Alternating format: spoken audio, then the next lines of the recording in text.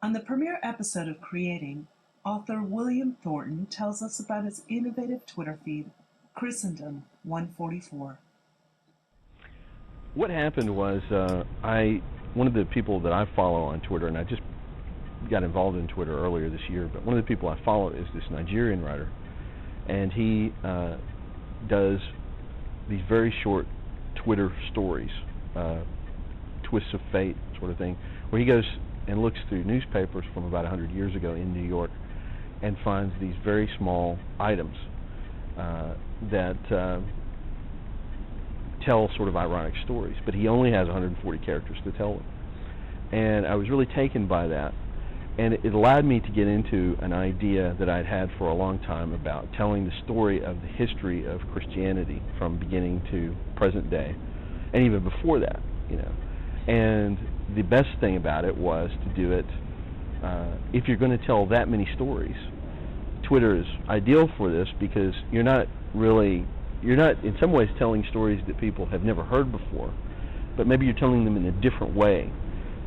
You're telling them at the moment, whereas instead of the large dramatic sweep of the trial of Jesus, you're telling that one moment where somebody slaps him, or you're telling the story about what it feels like to be somebody standing in the Colosseum with a lion coming towards him, or what it feels like to be someone who is a Christian today, but in another part of the world where that sort of thing is a very scary proposition. And 140 characters isn't a lot, so it gives you this, it makes you compact the story down to that moment, the essence of that moment. The thing itself, as Hemingway used to say. And it gives you this window into somebody. You just have to tell it right, and that's been the real challenge. And it started out as like it was going to be a book. Yeah.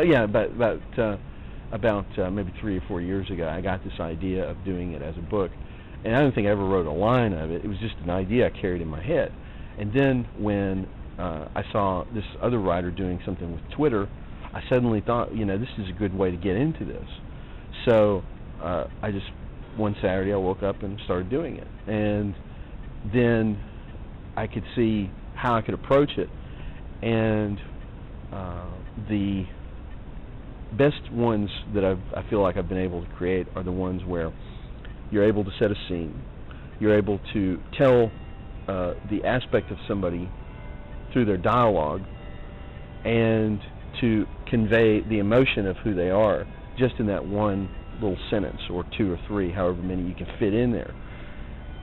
Sometimes you don't need all 140 characters. Sometimes you feel like you need twice that much, but you got to cut it down, and that's the challenge. All this and more on the premiere episode of Creating.